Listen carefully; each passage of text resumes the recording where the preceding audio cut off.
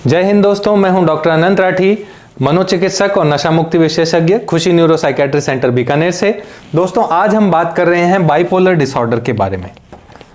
Bipolar disorder, जैसा कि word से ही पता चल रहा है, दो पार्ट हैं इस वर्ड के।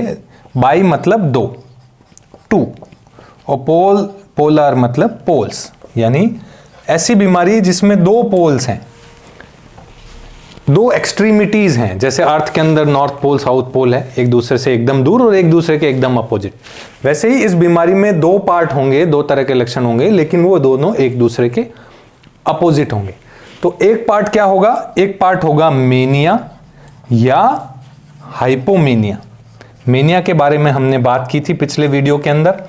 जो लक्षण आपको पिछले वीडियो में मेनिया के बारे में बताए थे, अगर वो उतनी सीवियर नहीं है, उतने गंभीर नहीं है, एक थोड़ा बहुत मन खुश रहता है, थोड़ा सा ज़्यादा बोलता है, थोड़ा सा ज़्यादा घूमता है, गाने गाता है, कविताएं करता है, लेकिन प्रोडक्टिविटी उसकी अच्छी है, वो अपना काम अच्छा कर रहा है, थोड़ा एक्साइटेड हमेशा ज़्यादा रहता है, लेकिन अपना काम कर रहा है। उल्टा प्रोडक्टिविटी कई बार तो हाइपोमेनिया में बढ़ भी जाती है, तो उसे हाइपोमेनिया कहते हैं। हालांकि हाइपोमेनिया भी एक बीमारी ही है, क्योंकि ऐसा व्यवहार उसका पहले नहीं था, लेकिन वो मेनिक एक्साइटमेंट या मेनिया जितना सीवियर नहीं हुआ, थोड़ा अर्ली कंडीशंस में ही है, तो उसे हम हाइपोमेनिया कहते हैं। तो एक पोल इसका हुआ मेनिया या हाइपोमेनिया, दूसरा पोल हुआ इसका डिप्रेशन। डिप्रेशन की भी हम एक वीडियो के माध्यम से, एक कहानी के द्वारा हम समझ चुके हैं, जिसके अंदर मन उदास रहना, नकारात्मक विचार आना, सुबह जल्दी नींद खुल जाना, होपलेसनेस, हेल्पलेसनेस एंड वर्थलेसनेस, अब कुछ अच्छा नहीं हो सकता, कुछ भी नहीं बचा है, मैं किसी काम का नहीं हूँ, इस तरह के विचार आना। बहुत ज़्यादा सीवियर डिप्रेशन हो तो सुसाइडल विचार भी आना, भूख कम लगना या भूख का ज़्यादा लगना, नींद कम आना या नींद का ज़्यादा आना। तो इस तरह के सिम्टम्स डिप्रेशन के अंदर होते हैं। तो जो ये दो पोल हैं, उसका एक पोल मेनिया या हाइपोमेनिया, यानी ज़्यादा खुशी या तेजी जिसे हम कहें, ज़्यादा बोलना, ज़्यादा बड़ी बातें करना, ज़्यादा घूमना, सोना कम, तो इसे हम तेजी कह सकते हैं अपनी हिंदी की भाषा में। और दूसरा जो पोल है डिप्रेशन, उसे हम कह सकते हैं सुस्ती।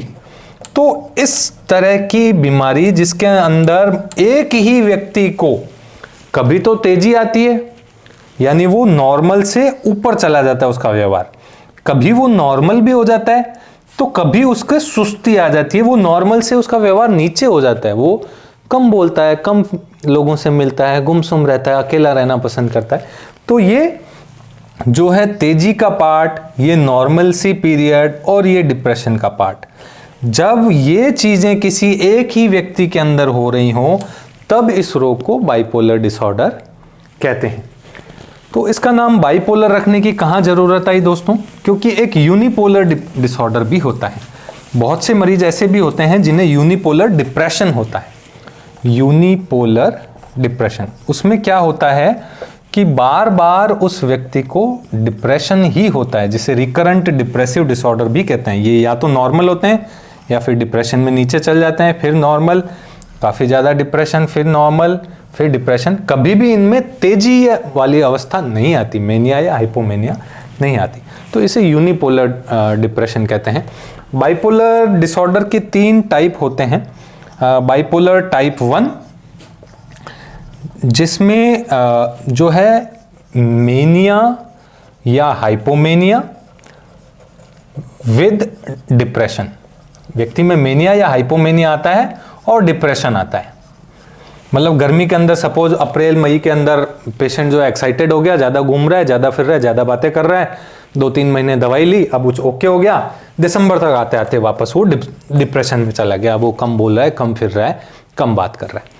तो ये एक ही व्यक्ति के अंदर मेनिया या हाइपोमेनिया और डिप्रेशन आता है। दूसरा होता है बाइपोलर टाइप 2। टाइप 2 में क्या होता है? मेनिया नहीं होता कभी भी, हाइपोमेनिया यानी तेजी ज्यादा नहीं आएगी, मोस्ट ऑफ द टाइम इनके डिप्रेशन में रहेंगे, डिप्रेशन का पार्ट ज्यादा रहेगा। वैसे भी बाइपोलर डिसऑर्डर के पेशेंट में हमने बात की थी, मेनिया दवाई के साथ 1 से 2 महीने में ठीक हो जाता है, नहीं भी दवाई दो तो 6 से 8 महीने में ठीक हो जाता है, लेकिन डिप्रेशन सालों तक चलता है, साल, 2 साल, 3 साल चलता ही रहता है डिप्रेशन। और बाइपोलर टाइप 2 में तो डिप्रेशन जो है वो काफ़ी ज़्यादा लंबा चलता है। एक और होता है बाइपोलर टाइप 3, जिसे कहते हैं, वो होता है जब किसी पेशेंट को जो भी डिप्रेशन में था उसको हमने ठीक करने के लिए एंटी डिप्रेसेंट्स दी, दवा दी, और एंटी डिप्रेसेंट्स देने के कुछ दिनों बाद पता चला कि वो स्विच हो गया, चेंज हो गया, कन्वर्ट हो गया मेनिया के अंदर। अब वो जो पहले व्यक्ति चुपचाप गुमसुम उदास पड़ा रहता था, वो अब नॉर्मल से भी ज़्यादा बोलने लगा है, नॉर्मल से भी ज़्यादा घूमने लगा है, नॉर्मल से भी ज़्यादा बड़ी बड़ी बातें करने लगा है, कम सोता है। तो ये चेंज हो गए एंटी डिप्रेसेंट। इनको जब डिप्रेशन से बाहर लाने की, ऊपर नॉर्मल की तरफ लाने की दवाई दी गई, तो ये नॉर्मल की तरफ आकर के और फिर ऊपर की तरफ भाग गए, तेजी की तरफ भागे। तो इसे बाइपोलर टाइप 3 कहते हैं। ठीक है, तो ये 3 तरह के बाइपोलर डिसऑर्डर होते हैं। एक और जो मूड डिसऑर्डर होता है जिसे हम कहते हैं सीजनल अफेक्टिव डिसऑर्डर। नाम से पता चल रहा है कि इसका कोई सीजन से रिलेशन है। इन पेशेंट्स में क्या होता है कि पर्टिकुलर जो सर्दी का सीजन आता है, बस उस सर्दी के सीजन में इनको डिप्रेशन हो जाता है। सर्दी के दिन जब भी आते हैं, जैसे दिवाली के बाद, उसमें जैसे जैसे दिन की लंबाई घटती जाती है, उजाला कम होता जाता है, रातें लंबी होती जाती है, वैसे वैसे धूप का एक्सपोजर कम होता जाता है। और हमारे ब्रेन के अंदर एक बायोलॉजिकल क्लॉक होती है, तो उससे ये कंट्रोल होता है। तो उनको सर्दियों में डिप्रेशन होता है और ये गर्मियों में एकदम ठीक रहते हैं। ये जाएंगे डिप्रेशन में, लेकिन ऐसा नहीं है कि मार्च अप्रैल में जाएंगे। ये नवंबर, दिसंबर, जनवरी, फरवरी के आसपास डिप्रेशन में जाएंगे, फिर ठीक होकर के निकल जाएंगे। तो इसको सीजनल अफेक्टिव डिसऑर्डर कहते हैं। जहाँ पोल्स के पास जो लोग रहते हैं, ऐसी कंट्रीज जो पोल्स के पास हैं, वहाँ दिन की लंबाई का बहुत ज़्यादा फर्क पड़ता है साल भर में। कई बार तो वहाँ सर्दियों में दिन जो है वो 4 घंटे का, 6 घंटे का है और रातें 16 घंटे की है, 18 घंटे की है। सूरज ही नहीं निकलता है, धूप ही नहीं देखने को मिलती है, वहाँ ये ज़्यादा पाया जाता है। एक और जो मूड डिसऑर्डर है जिसमें इसी तरह अप्स एंड डाउन्स देखने को मिलते हैं, वो है साइक्लोथाइमिया।